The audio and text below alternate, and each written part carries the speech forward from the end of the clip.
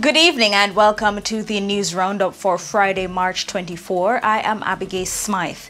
Before we get into the news, please like this video, share your views in the comments, and share the video with your family and your friends. Teach them! Always make sure the message reach them! Now for the news in detail. A man was shot and killed on 100 Lane off Red Hills Road in St. Andrew Friday afternoon. It is understood that there was a shootout between rival gunmen that started on Red Hills Road and continued onto 100 Lane. When the shooting subsided, one man was found dead with gunshot wounds. And we will have more details on this story as they become available. The Halfway Tree Police have launched an investigation into the circumstances surrounding the fatal stabbing of a man early Friday morning. The deceased has been identified as 43-year-old Kevin Smith, a vendor of St. John's Lane, Spanish Town in St. Catherine. Reports are that about 5:20 a.m., Smith was at his stall on Hagley Park Road in St. Andrew when he was attacked by an unknown assailant who stabbed him several times. He was pronounced dead at hospital. 3 people were shot and killed on Upper King Street in the vicinity of Heroes Circle in Kingston Thursday night. They are 21-year-old Tatiana Brown of West Street and 22-year-old Diana Green of Law Street in the parish. The third person is 37-year-old Devroy Peart of Mitchell Drive in Portmore, St. Catherine. Reports from the Central Police are that about 10:40 p.m. they were traveling in a Honda Civic motorcar when they were intercepted by men in another vehicle. It is understood that the women were on their way to get their makeup done ahead of a party. It is believed that they were trailed by the unknown assailants. As the women attempted to exit the car, the gunmen alighted from their vehicle and opened fire, hitting all 3 occupants. The police were summoned and all 3 were seen with multiple gunshot wounds. They were taken to hospital where they were pronounced dead. A 44-year-old engineer of Bull Bay, St. Andrew, was shot and killed by armed men in her community Wednesday night. She is Rihanna Reed of Pondside Drive, 8 miles. The police say about 9:40, Reed arrived at her home and was about to enter her yard when she was attacked.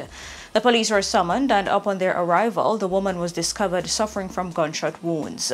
She was taken to hospital where she was pronounced dead. A Jamaica Urban Transit Company JUTC bus was shot up Thursday morning on Waltham Park Road, St. Andrew. In a social media post, the state-owned bus company said no one was injured. In the pictures shared by the JUTC, the back window of the unit was shattered.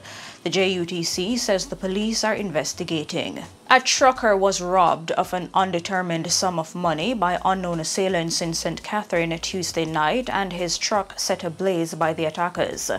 The robbery took place around 7:30 along a section of the Edward Seaga Highway in the vicinity of the Vanity Fair Bridge. It is alleged that the trucker, who is employed to a distribution company, was stopped by men who he assumed to be policemen because they were flashing red and blue lights. A source says the men stuck a gun in the driver's face, knocked him unconscious, and robbed him of his 2 phones.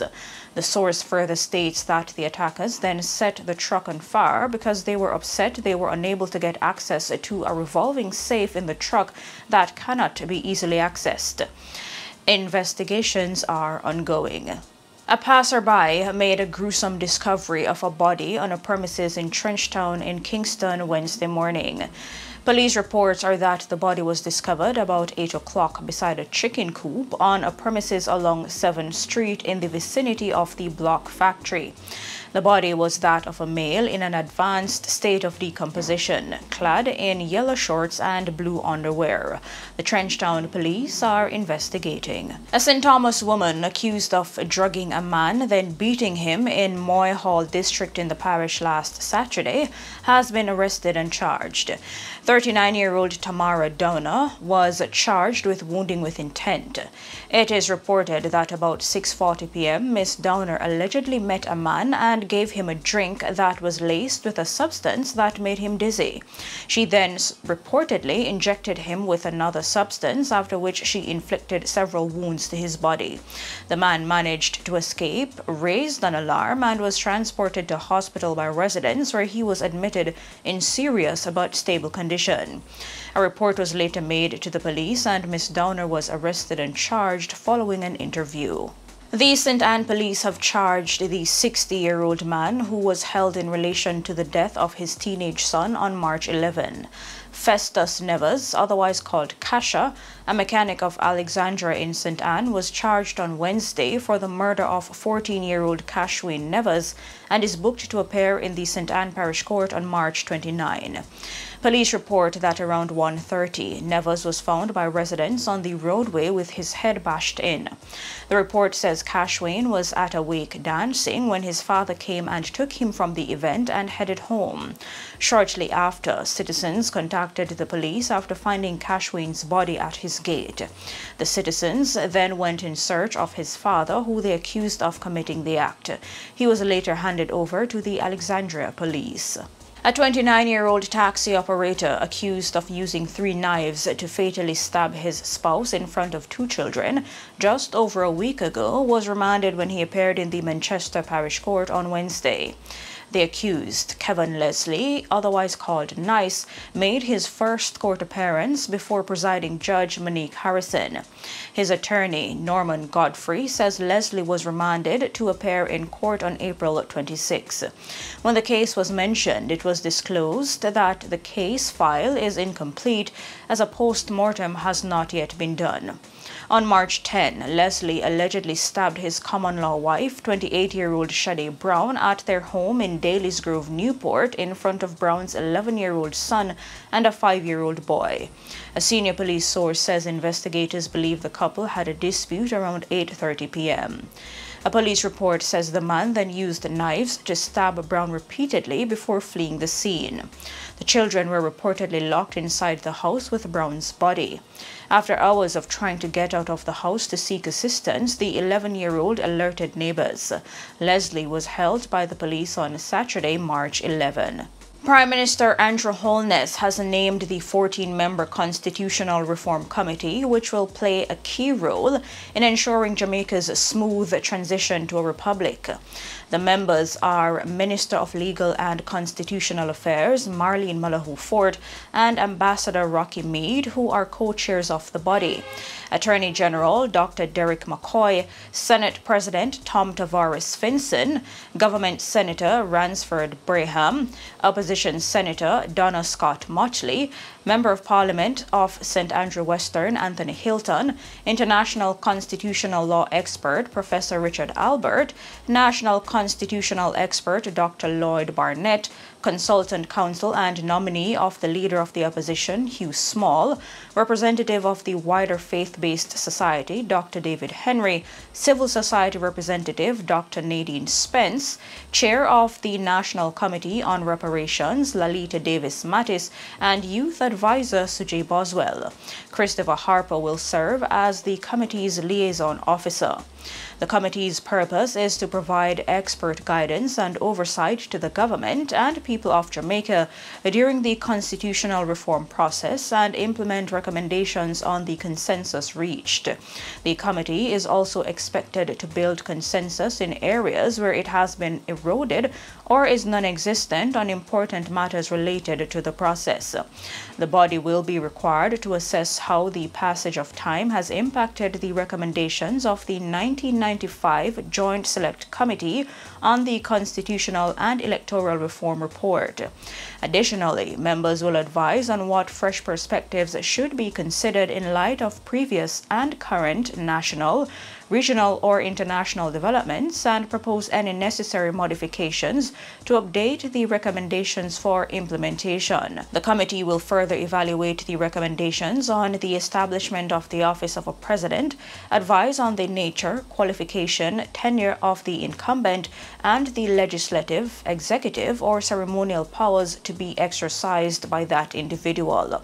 The government intends to hold a referendum relating to Jamaica's proposed transition to a republic. Acting Interim CEO and Registrar of the Company's Office of Jamaica, COJ, Shelley Leon, says more entrepreneurs are choosing company status. According to the COJ, there was an 11% increase in company incorporation for last year. Data shows that more than 5,400 new limited liability companies were incorporated last year. The COJ says this makes it a record year for the number of new entrants being added to the register of companies in any given year. However, new sole proprietorship and partnership business registration declined by 7%, with a total of nearly 16,000 business names being added to the register of business names. Additionally, the number of businesses seeking renewal increased by more than 6% for 2022 when compared to 2021. Ms. Leon says the increase in the number of renewals is a very positive sign for economic growth. And in the region, Cuba will hold its National Assembly elections on Sunday, but there are only 470 candidates running for the 470 seats, with no opposition challenges and no campaigning. Voters essentially will do no more than endorse the nominated slate of candidates. The polling, held every 5 years, technically is nonpartisan, but falls under the indirect control of the country's true power under the Constitution, the ruling Communist Party. Half of the candidates come from municipal assemblies chosen in local elections last November.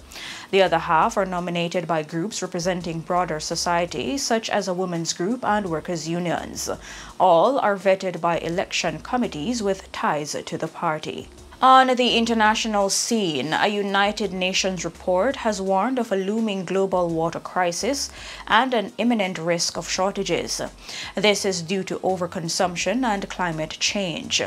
The report says the world is blindly traveling a dangerous path of vampiric overconsumption and overdevelopment. UN Secretary General Antonio Guterres says water, humanity's lifeblood, is being drained by unsustainable use, pollution, and unchecked global warming. The report, published by UN Water and UNESCO, warns that scarcity is becoming endemic, while global warming will increase seasonal water shortages in both areas with abundant water and those already strained.